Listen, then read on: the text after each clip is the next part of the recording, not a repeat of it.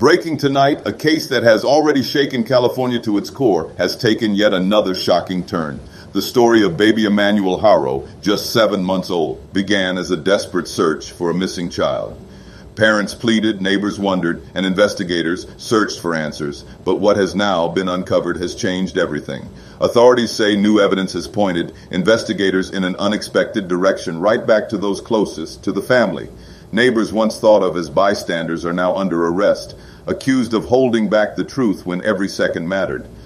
In a community where silence may have cost precious time, the question now is no longer just what happened to Emmanuel, but who knew more than they were willing to admit.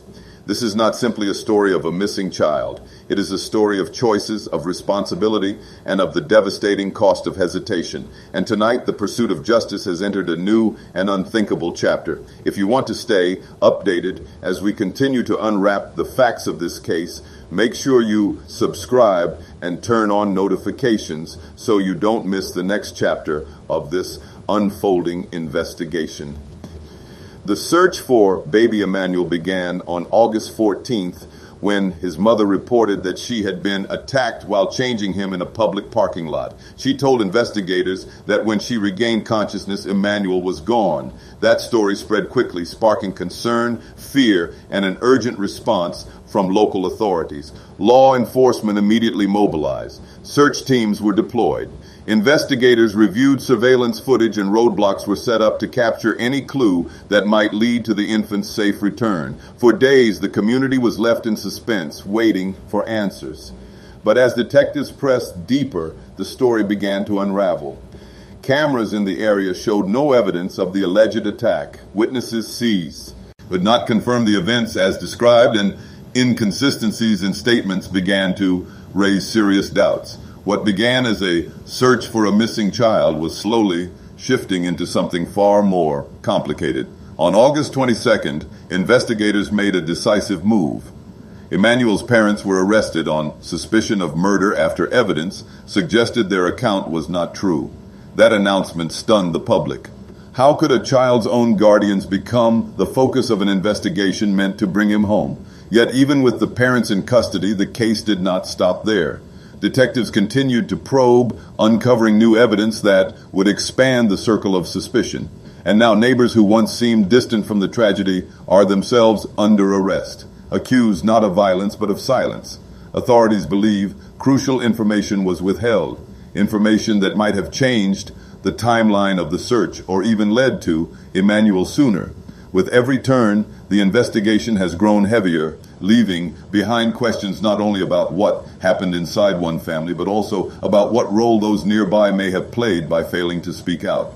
As investigators pressed on, the focus of the case widened. It was no longer just about the story told by Emmanuel's parents. Detectives began combing through cell phone records, digital footprints, and physical evidence inside the home. What they found did not match the timeline originally given. And then came the most unexpected turn. A man believed by neighbors to be close to Jake, someone who lived nearby and was often seen around the property, became the subject of scrutiny. Authorities say evidence suggested that conversations were held, calls were made, and movements were recorded that did not align with the claims of a sudden abduction. Soon, arrests followed. Reports now confirm that neighbors connected to the Haro family are in custody, accused not of violence against Emmanuel, but of obstruction. Investigators believe that critical details were withheld, and in some instances, information may have been tampered with. To law enforcement, this meant valuable hours were lost in the most urgent window of a child's disappearance. Still, there is caution in how these findings are presented. Officials have not released every detail of what was discovered. What exactly these neighbors knew and when they knew, it remains one of the central questions investigators are still piecing together. The arrests underline a chilling reality. Sometimes the truth is not hidden far away, but rests in the silence of those standing just a few steps from the front door. The arrests sent shockwaves through a neighborhood that had once been described as quiet, tucked away, and far removed from the chaos of city life.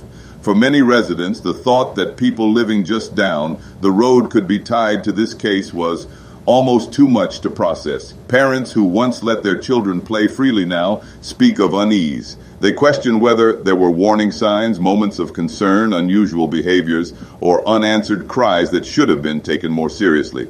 Some admit they wonder if a phone call, a knock on the door, or even a word of concern could have made a difference. The emotional weight is heavy. A community that prided itself on being safe and self-reliant is now forced to look inward. For them, the hardest part is not only the tragedy itself, but the possibility that silence in the face of uncertainty may have allowed it to unfold.